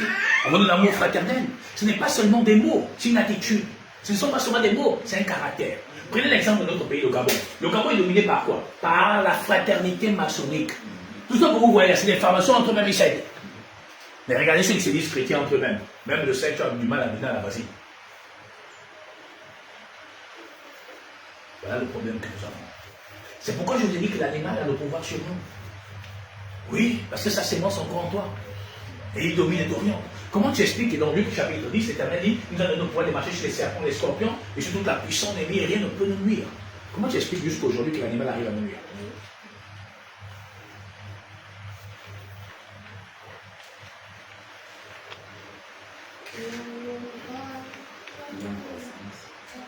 On a encore la sémence. Donc il nous influence, il nous domine. Est-ce que tu vois? On a un problème. Maintenant, le Gabon là, mes amis, c'est tout autre chose.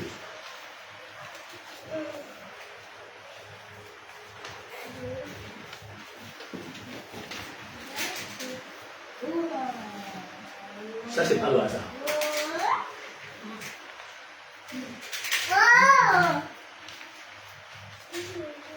Ça, c'est pas le hasard. Le Gabon est au centre du monde. Le Gabon, c'est elle qui a créé ce qu'on appelle la vie. Quand je parle de la vie ici, c'est que c'est par elle, par le premier homme, que tout a commencé. Elle est la mère allaitante de l'humanité. Là, pourquoi vous allez remarquer que beaucoup d'étrangers viennent au Gabon et réussissent.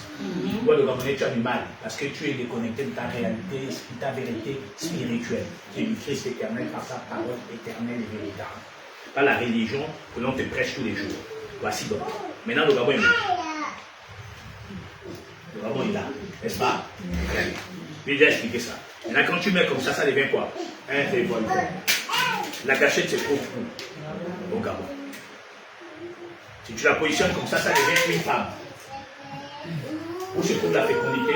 Au milieu de son entre-jambes. Voilà pourquoi le Gabon est la mère créatrice. Pas parce qu'elle est spéciale, parce que Dieu l'a voulu ainsi. Le Gabon est la grande et unique véritable spiritualité de l'humanité. Par sa science, par sa connaissance. 1. Par la véracité de l'écriture éternelle dont elle est porteuse. 2. Par la science de la plante verte dont elle est gardienne par sa panthère. 3. Par la véracité des véritables témoins de l'éternel né, promis par la promesse éternelle, du divin éternel pour lui porter à la connaissance parfaite. Donc ton pays n'est pas n'importe qui et tu n'es pas n'importe qui. Le problème, c'est que tu es embrigadé par la religion, embrigadé par les émotions, embrigadé par les manquements sociaux. Ce qui fait qu'aujourd'hui tu dis Seigneur, j'ai besoin de toi. 2 jours après, quand tout marche, tu as oublié le Seigneur. Ce qui fait que tu es un esclave des émotions, des circonstances sociales et sociétales que Dieu impose chaque jour dans ta vie. Redeviens la mère créatrice au départ. Redeviens le gardien du savoir et de la science du Gabon.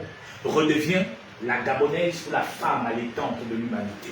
Redevient donc la mère allaitante de l'humanité. C'est-à-dire que redevient cette femme qui nourrit ses enfants, qui donne à manger à ses enfants. Mais pour qu'elle redevienne cette femme qui donne à manger à ses enfants, il faudrait que ces enfants reconnaissent qu'ils sont allés au-delà de ce qui a été écrit et disposé. On a dépassé les bornes anciennes. Revenons à la doctrine première de nos ancêtres, qui étaient les pères fondateurs par la volonté de Dieu, l'Éthiopie ancienne, qui se trouvait bien et bien en Afrique centrale, principalement dans ton pays. Revenons au fondement du peuple éthiopien, auquel le premier empire fut l'Éthiopie, auquel le premier fils de Couche fut, l'un des premiers fils de Couche fut Nimrod, qui fut fondateur de Babylone, qui aujourd'hui est devenu un appareil par lequel l'Occident se sert pour embrigader les peuples noirs dans l'ignorance. Redevenez ce que vous êtes véritablement. C'est pourquoi il faut revenir à Christ, pas à la religion, non, pas au witi, non, au véritable witi, qui consiste à la circoncision véritable du cœur et te porte à être transporté dans le royaume éternel pour aller entendre et recevoir ce qui n'est pas permis à un homme d'entendre, ni de pouvoir s'exprimer et venir enseigner à ceux qui pensent connaître, mais qui en vérité ne connaissent point et n'ont point de fondement. Tu es né spirituel, car avant que tu ne sois dans le sein de ta mère, il te connaissait. Avant que tu ne naisses, il t'avait déjà consacré à porter le Christ éternel, pour que tu ailles dans les nations, pour arracher, abattre et pour détruire, pour que tu bâtisses, pour que tu plantes. Voilà ce que tu es. Planter non plus le bois sacré, mais planter le vrai bois sacré qui est la parole du Dieu éternel.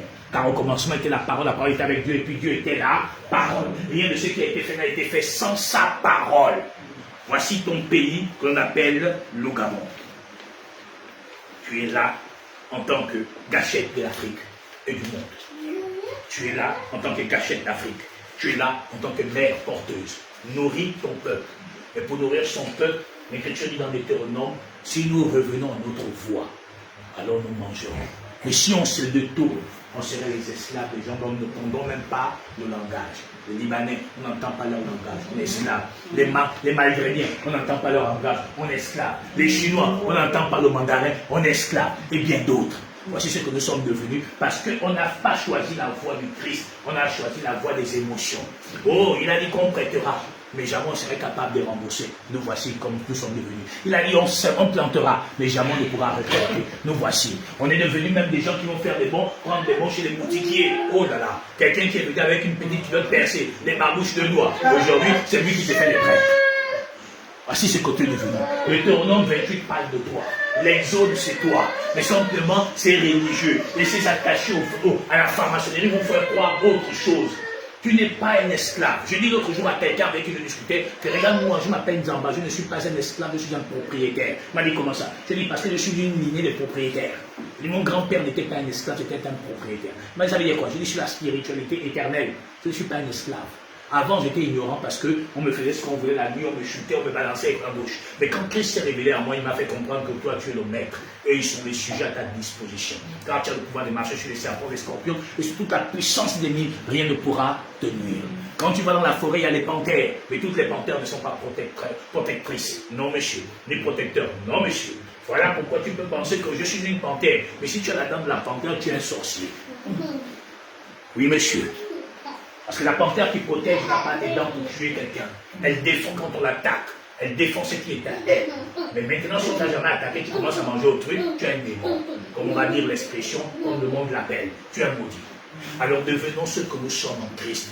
C'est-à-dire, déchargeons le mensonge qui nous a enveloppés et portons-nous vers la carrière promise par l'Éternel pour devenir ce que nous sommes. Si chacun d'entre nous encore manque de quelque chose, c'est qu'on n'a pas compris ce que la parole a dit. Si chacun d'entre nous encore est attaqué tous les jours, c'est qu'on n'a pas saisi ce que dit la parole. Si chacun d'entre nous, vous savez, il y a des principes simples. On dit, prie, je prie. On dit, médite, je médite. Pourquoi? On dit c'est alors que tu auras du succès. Le succès de ta protection spirituelle dépend de ta méditation, la mise en pratique de ce que tu as entendu. Mais si tu ne mets pas en pratique, tu es esclave. Moi, je me suis battu avec des animaux. J'ai été ravi, je me suis battu avec tellement de choses. Je suis debout devant eux. Est-ce qu'ils sont en forme? Je ne pense pas qu'ils soient en forme. Donc chaque matin où je cours, moi, je vois régulièrement, ils vont dire, ah, le gars est solide. Hein. Non, ce n'est pas que je suis solide, c'est Christ qui est solide en moi. Ce n'est pas que je suis fort, c'est Christ qui est fort en moi. Parce que j'ai mis en oubli tout ce qui peut être émotion affective pour détruire. J'ai mis ça là-bas à côté, je me positionne comme un roc. Pour que quand eux, ils viennent pour attaquer mes enfants, pour attaquer ma femme, pour attaquer mes frères et sœurs, je sois capable de les défendre. Non pas par ma force, mais par la puissance de l'Éternel. David n'avait pas une machette, il avait seulement la pierre qui symbolise la parole.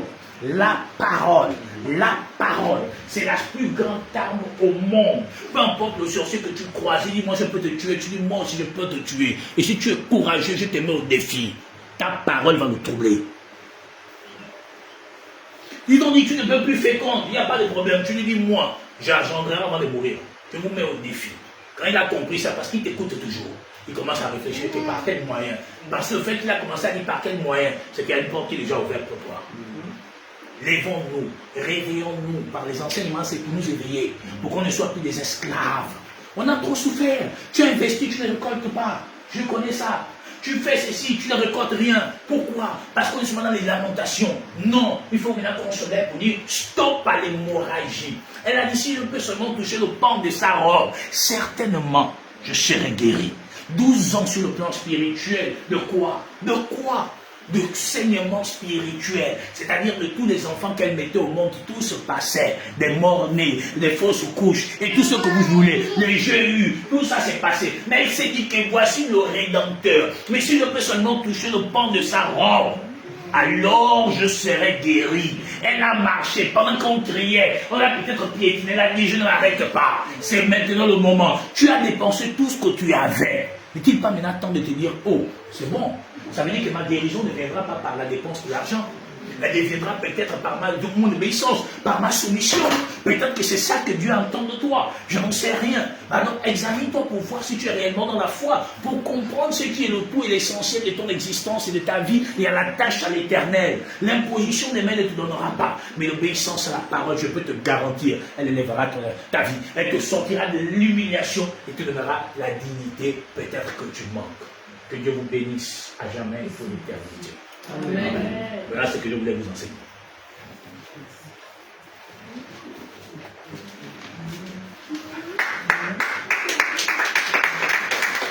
Avec la ICG, je ne peux pas garantir demain un enseignement. Mais on ne sait jamais. Prends-nous Luc chapitre 21, la portion 34.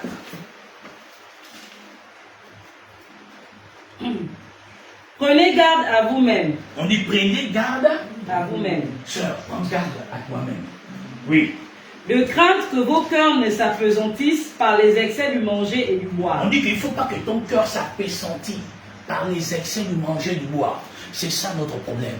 On pense seulement à ce qui est humain. Pendant que l'homme de la nuit t'attend dans l'obscurité. Pendant que l'homme de la nuit, lui, te dit, attends, continue à penser au mari. Continue à penser à la femme. Continue à penser à la maison. Pendant que tu penses à ça, mon ami, lui il est en train de trouver le moyen que quand tu vas acheter, le même jour, on pleure dans la maison, là tu pleures. Lui-même, il prend tes enfants, il chasse, il prend ta maison. C'est ce que Dieu est en train de te dire. Que ce jour ne vienne à l'improviste et te surprenne. La mort peut te surprendre. L'AVC peut te surprendre. Et pas mal bien de choses peuvent te surprendre. Le retour de l'Éternel peut te surprendre. Mais il prenait garde. C'est à nous d'être sobres spirituellement pour que ces événements et que ce qu'eux ils programment dans la nuit ne t'atteignent plus. Combien de fois tu peux retrouver un endroit où on était sur le point, on attend de réciter ton nom, les maudits, et puis tu es arrivé, tu as chuté. C'est parce que Dieu a dit c'est pas le temps pour toi. Mais cette même identité, cette même spiritualité doit être ton partage. Philippe était loin, l'eunuque était loin, et puis Dieu l'a ravi pour l'amener là où se trouvait l'eunuque. Pourquoi ne-t-il pas faire ça contre tes ennemis quand la nuit s'assemble? Dieu ne peut-il pas te ravir pour que plus personne ne joue avec tes enfants, joue avec ta santé, joue avec ta propre vie? Mais tu n'es pas disposé. Tu n'es pas disposé pour vaincre l'animal. Un pouvoir t'a été donné. Est-ce que tu le pratiques? Est-ce que tu le vis? Tu le vis? Est-ce qu'il est exercé en toi? En aucun cas. Qu'est-ce qui est exercé? Bonjour. C'est ça qui est exercé. Hein? Tu dois aller faire les cheveux. C'est ça qui est exercé. Voilà, sœur, donne-moi un peu ça. Voilà. Non, c'est le sac.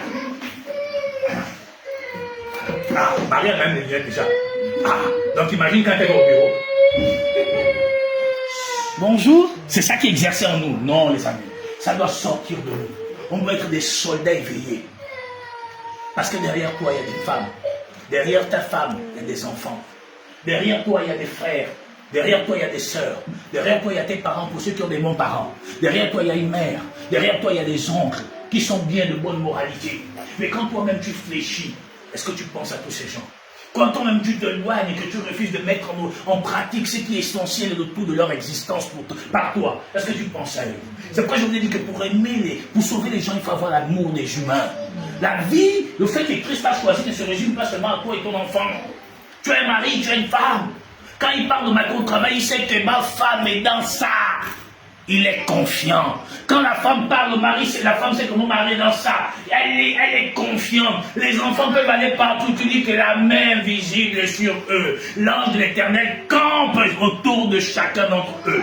Mais quand toi-même tu es éloigné de cette identité, de cette spiritualité, toi-même tu t'exposes aux larmes, toi-même tu t'exposes aux pleurs, toi-même tu t'exposes aux factures, toi-même tu t'exposes aux ordonnances auxquelles tu diras, oh mon Dieu, chaque jour ça arrive, mon Dieu Seigneur, tu es où? Mais Dieu te dit, mais je t'ai donné tous les outils, la prédication que je te donne chaque jour, c'est pour t'éveiller, pour que tu ne sois plus esclave des causes et des effets. Mais toi tu dis non, ce qui est important d'abord, j'ai un rendez-vous à quoi on appelle ça, à la sablière, ou bien quand tu appelles la plage, au lycée en bas. Non!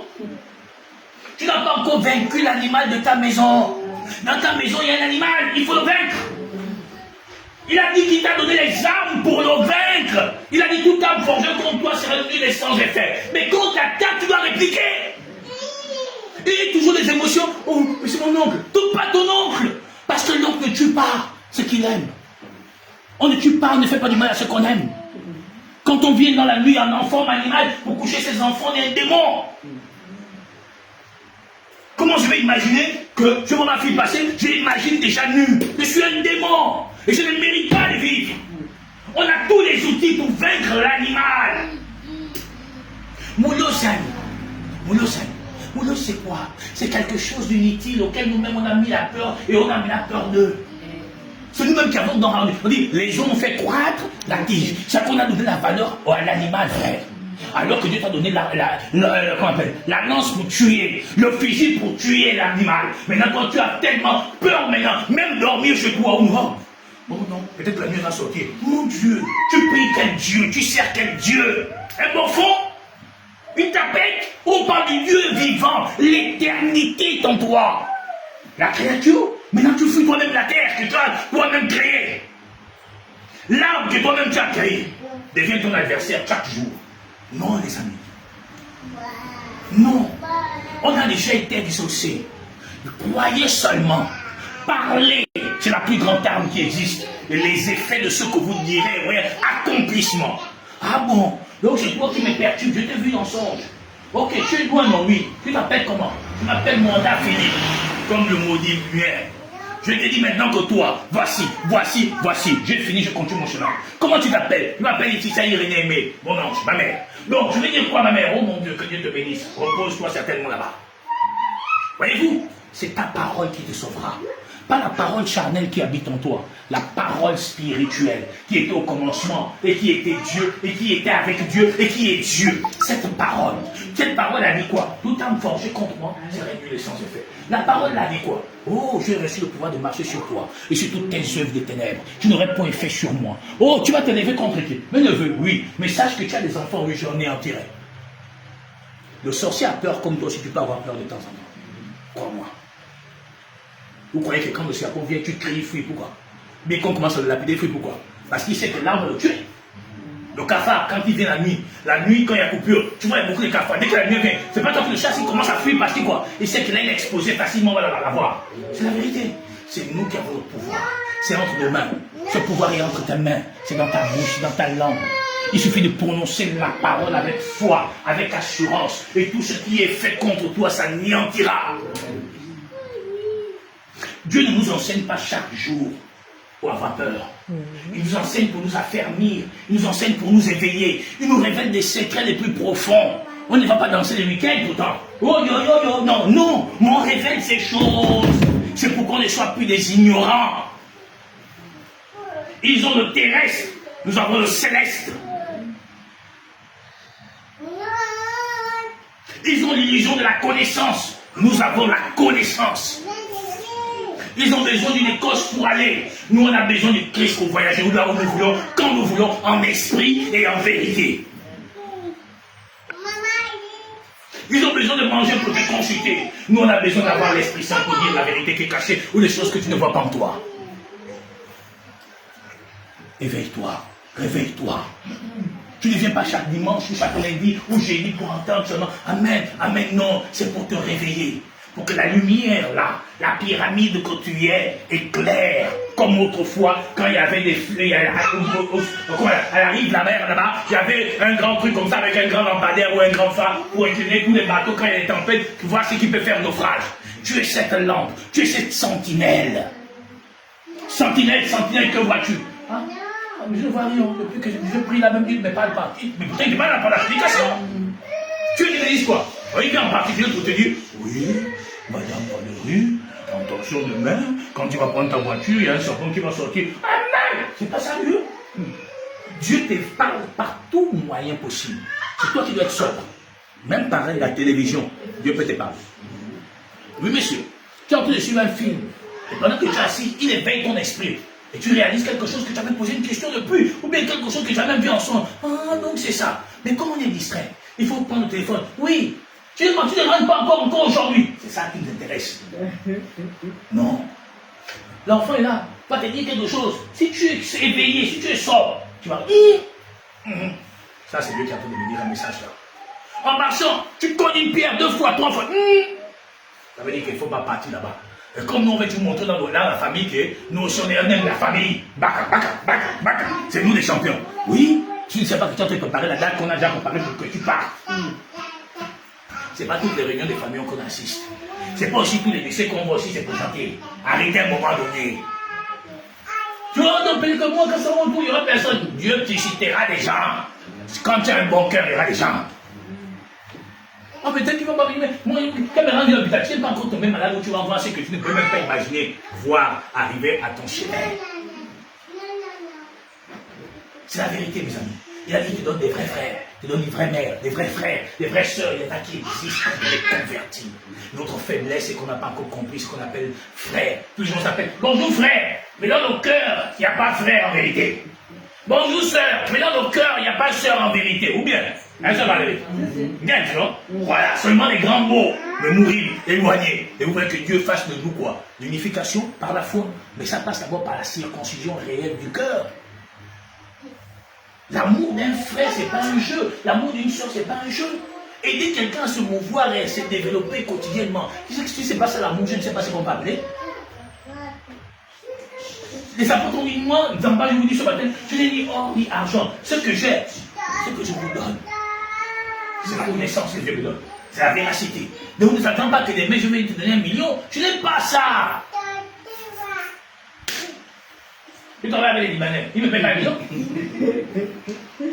Oui. Donc ne t'attends pas à ça. Mais quand tu auras besoin de moi, même en dormant, viens Zamba. Tu me verras devant toi comme ça. Quand tu seras quelque part, dis seulement Zamba, tu me verras. Ce n'est pas dit physiquement. Oui, parce que moi, je ne peux pas être un grand spirituel. Tu me verras. Oui, mon ami. Quand tu auras besoin de moi physiquement, tu me verras. Il y en a plein ici qui m'ont appelé, je me suis tout présenté. Mes amis, c'est ça l'amour. Et tant qu'on n'aurait pas cette unification, on aura toujours des croire que des manquements. Et l'ennemi sait ça. C'est pourquoi tu as vu comme aujourd'hui, une parenthèse, on fait tout pour que le Gabonais pense que le président Ligue est mauvais. Tant qu'ici, il est uni à son peuple, ceux qui veulent faire, ils ne le feront pas. Mais s'il n'est pas uni, ceux qui veulent faire, ils pourront faire. Mais crois-moi, ils ne pourront pas faire. Le Gabon a changé là, ton complot. Tu as vu, Sylvia est venue parler hier, ou avant-hier, elle dit que quelqu'un, elle ressemble d'abord à Ilou. Quelle femme est moche. Bon, et puis Ali Bobo, si c'est moche, c'est normal, entre moche. Bon. J'ai écrit, je ne sais pas, j'ai écrit, il dit que non, le président, en fait, n'a même pas bien fait. Il aurait dû nous te donner à nous. Et puis nous-mêmes, on se occuper de toi. Elle dit qu'on a violé. J'ai dit, mais ils t'ont même pas bien violé. Ils auraient dû même te faire ce clament enceinte. Oui, parce que 2016, il y a des gens qui sont morts, c'était des Gabonais. Il ne faut pas blaguer avec ça. Elle fait de la comédie, du théâtre. Elle pleure. Tom Cruise, quand il tourne un film émotionnel, il pleure. Nous tous, on a pleuré quand DiCaprio est rentré, soi-disant, dans nos classes. Oh, yo, yo, yo, yo. On a tous pleuré. Mais c'est ça fait de nous que Jean c'était spécial. Non, c'est les films, c'est l'émotion. Ça ne veut rien dire, les larmes. La réalité, c'est le cœur. Et on a vécu avec elle.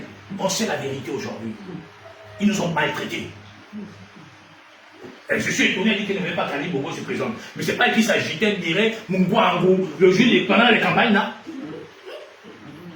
Et pourtant, mais il y a quand même des maudits Gabonais qui vont penser qu'elle est bien. Ben, je les maudis. C'est pourquoi je vous dis ce matin, et je vous le répète, l'homme le plus mauvais du monde s'appelle le Gabonais. C'est le seul être humain qui n'aime pas le bonheur des autres. Je vous dis la vérité. En moins de 3 ans, le président Légué a fait mieux que 14 ans d'Ali Bongo. Le SCG boycotte le président. Nous tous on sait ça. Mais quand même des maudits qui viennent penser que le président n'agit pas. La SCG est instrumentalisée par la politique et les maudits pédégistes qui sont possédés par l'esprit d'Égypte pour empêcher les Gabonais de vivre une passion de joie véritable. C'est moi qui vous le dis. Je suis au Sénégal. Ils n'aiment pas, ils ne veulent pas voir la réussite. C'est-à-dire, pour eux, le président de l'Église ne doit pas réussir là, eux eux-mêmes, ils ont échoué, et faisant croire aux Gabonais que ce n'était pas possible. 30 milliards que l'on dépense chaque année pour les administrations. La Sylvie Mode va finir là. 30 milliards rentrent dans les caisses de l'État gabonais. Mais avant, vous vous rendez compte que, même à l'époque, Avant que Mamboudou n'arrive, la mairie d'Indende, la maison là où il louait, c'était pour un Malien. C'est Mamboudou qui a construit la mairie d'Indende. Mais la mairie, c'était pour un Malien. Là où la mairie d'Indende se trouvait à l'époque. C'est ça le PDG. Obianga a créé des entreprises au Gabon, où les Gabonais travaillent. Il est arrivé à Libongo. Billy Bizet est arrivé à Libongo, même le sucre. Je ne sais pas s'il a donné un jour à son voisin. Aujourd'hui, Billy Bizet dit que le président Lili est mauvais. Et puis quelqu'un va acclamer Billy Bizet. Il faut être dingue. C'est une parenthèse parce que vous savez, ça fait mal quand tu réalises que quelqu'un qui est tellement. qui est un serpent, mais te fait croire qu'il n'est plus serpent. Nos malheurs sont mis à tout ce système auquel le président Lili veut se défaire. Mais le système dit non, tu ne peux pas nous défaire. C'est ça qui se joue au Gabon. Ce qui se joue, je vais vous le dire pour finir, c'est ton avenir social. C'est ce qui est en train de se jouer là. Soit tu prends conscience et tu défends ton social, soit tu refuses et tu écoutes Billy Bizet. Ondo, ça s'est égaré. Mais Ondo, ça dit au Gabonais qu'il a permis un jour d'être ministre pour la première fois dans sa vie. L'a-t-il remercié un jour?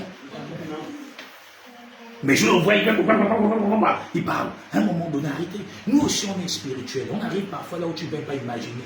La nuit aussi. Pas en physique. Aussi en nature spirituelle, en lumière.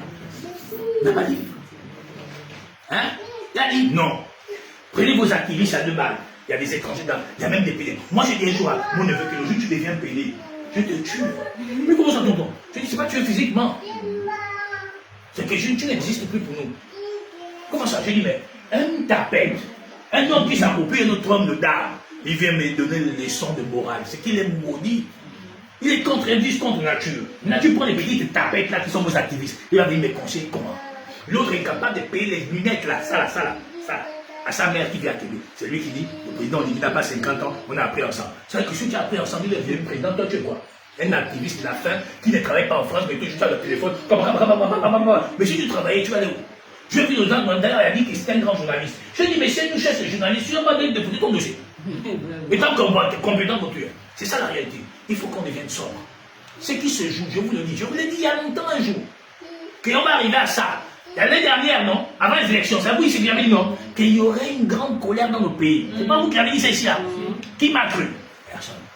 Comme j'avais dit en 2009, il y aurait des émeutes. Personne n'a cru. Comme j'avais dit en 2009 que nous prêchions le président du Gabon, en 2009, ceux qui me connaissent depuis, oui ou non? J'avais dit que ce serait un homosexuel. Personne n'avait cru. Ça, c'est pour lui. En 2016, j'ai dit les émeutes vont être chauds. Qui m'a cru? Il y aurait beaucoup de morts. Personne n'a cru. En 2023, j'ai dit qu'Ali Bongo va être l'homme enlevé. Qui m'a cru? J'ai dit l'année dernière qu'il y aurait une grogne terrible au Gabon. Les immeubles seront comme abandonnés. Les Gabonais seront en colère. Qui m'avait cru? Personne. Qui n'est que l'Assemblée là. C'est pas ça qu'on est en train de vivre là. Maintenant, je vous dis, ce qui se joue pour vous, c'est votre avenir. Ils ne veulent pas que vous réalisez que c'est possible d'aller à Dubaï. C'est possible d'aller en Chine. C'est possible de construire une maison moderne. Ils ne veulent pas. Parce que leur objectif, c'est qu'il ne faut pas qu'Oligui réussisse.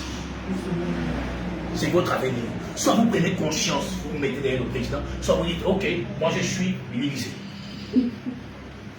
Mais croyez-moi, il ne vous parle pas dans votre cœur. Je vous dis, je ne connais pas le président Lili. Je ne l'ai pas encore vu. Mais ce que je sais, en suffisant de regarder ce royaume-là, il aime son pays. Il n'est pas parfait. Mais il a prouvé au Gabonais que c'est possible. Je ne vous demande pas d'être avec lui pour le soutenir. Je vous demande d'écouter sa vision. Vous n'allez pas regretter. Que Dieu vous bénisse dans le nom de Jésus-Christ. Amen.